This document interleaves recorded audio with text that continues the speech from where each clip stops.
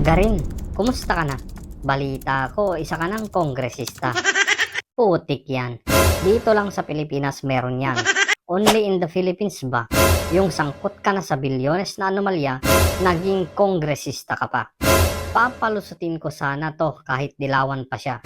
Pero ikaw nagmamalinis ka pa. Kaya ngayon sa akin lagot ka, lalatiguhin din kita. Bakit ba? Ano ba ang ginawa niya? Akalain mo, ikaw yung sangkot sa anomalya, may gana ka pang pumuna. Nag-release pa ng statement sa Facebook page niya. Eto ang sabi niya. Laging bukas po ang aming libro sa Commission on Audit.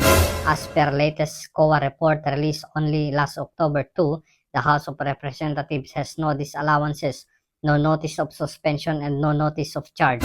Ibig pong sabihin, pasado kami sa COA audit. Yun naman pala. Bukas naman pala ang libro.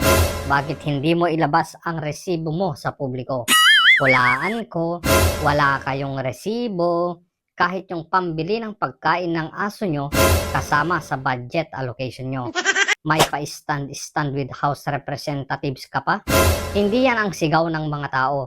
Resibo, resibo, resibo ay ilabas nyo. Isa ka palang doktora, pero mga bata ikaw mismo ang nagturok. Nagturok sa bakunang hindi pa aprobado. Ang tanong, magkano ba? Magkano ba ang kickback nyong naibulsa?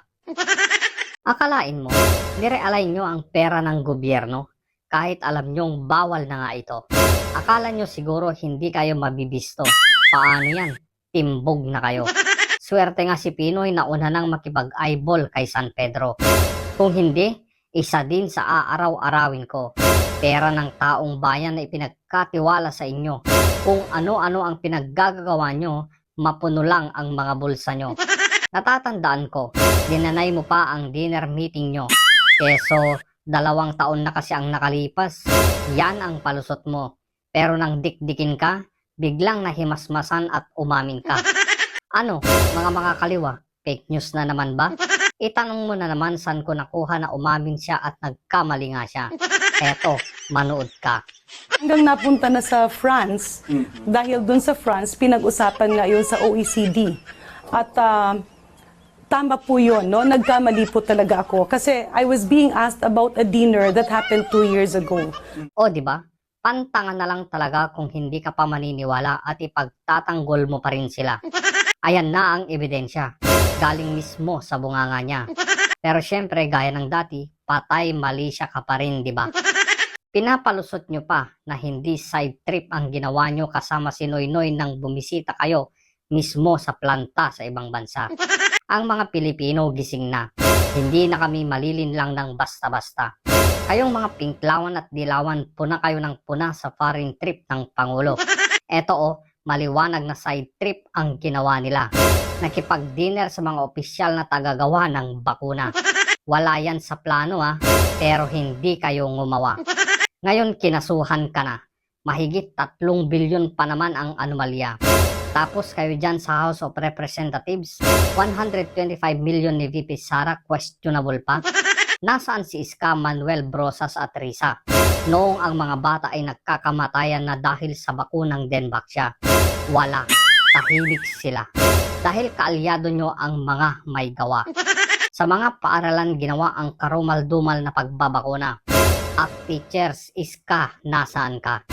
Ikaw, Brosas, noong nag-iiyakan ang mga ina dahil nagkakasakit at nangangamatay na ang mga anak nila. Gabriela, para sa kababaihan, hindi makagilap. Mas masakol pa itong kabataan. Mga bata ang talagang pinuruhan sa bakuna ni kamatayan. Ikaw, Akla, nasaan ka? Pumunta ka ba sa kalsada para ikondena sila? Wala. Malamang nasa kanayunan ka, nanlalason ng isipan ng mga bata para maging aktivista. Si Risa, nasaan ba? Diba 2015 nang nasa PhilHealth ka? Bakit walang narinig sa'yo na pagkundena? Simpleng sagot lang ang nakikita ko. Kaalyado mo kasi kaya nabusalan din ang bibig mo. Kuya Badong, banatan mo na nga sila. Pero parang awa mo na, kumalma ka muna. Pero bago yan, mag-like at mag-subscribe ka muna. Salamat sa iyong suporta. Okay. Ito po, si Garin. Mga dilawan po. Panahon to ni Pinoy lahat. Mga mandurugas ng mga panahon. Nyo. Wala na kayong ginawa kundi siraan ng mga Duterte. Panahon, yung ni Pinoy, pinatupad yan dengbak siya na yan.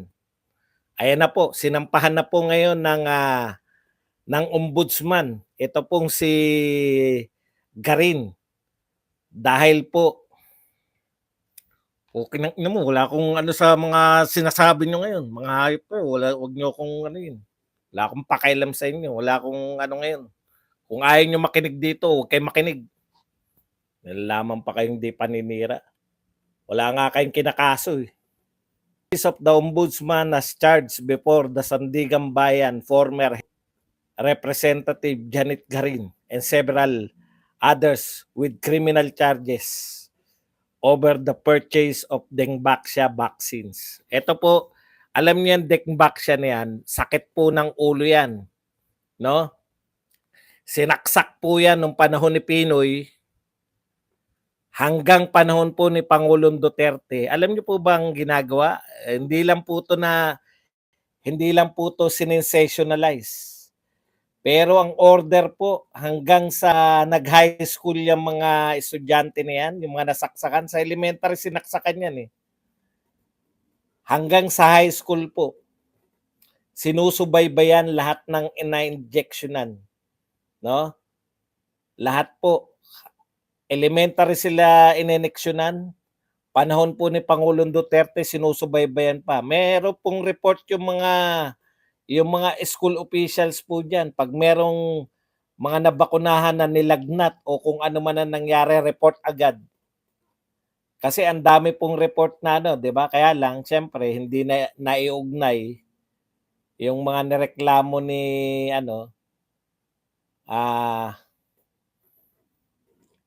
hindi naiugnay yung mga kamatayan na sabi ng mga magulang dahil nasaksakan ng Dengbaxia.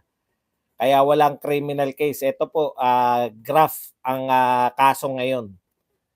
Ewan ko kung tapos na yung criminal case yata. Okay.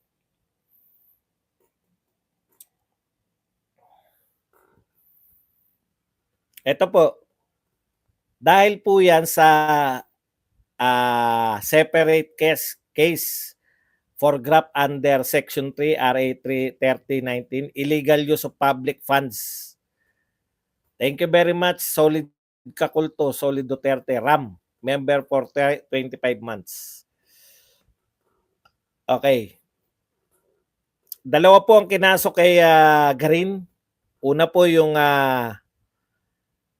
graft case. She was accused of realigning government funds and issuing a special allotment release order or SARO worth 3.556 billion pesos para ipambili ng Dengbaxia. Kita nyo? Pucha, wala. Wala kayong angal, congressman ka ngayon. Ito pala, 3.5 nung panahon mong DOH ka. No? Kaya lahat ng congressman ngayon na may banata natin. Hindi kayo pumalag kay BP Sara, tatanggalan nyo yung ng confidential fund, pero kayo pala ine-realign nyo. Wala rin po yan sa Nasaan yung mga makabayan black nung panahon na nire-realign tong mga pera ng DOH para bumili ng Dengbaxia?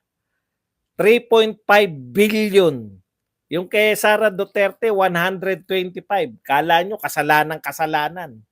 Ito po, 3.5 billion. Totoong may kaso. Kay Sara, walang kaso hanggang ngayon. Naunahan nyo pang kasuhan yung tatay na nagtanggol lang sa anak. Di ba? Di ba obvious? Bakit may kaso na yung tatay, yung anak wala pa? Kasi wala namang maikakaso eh. Hindi naman kakaso-kaso eh.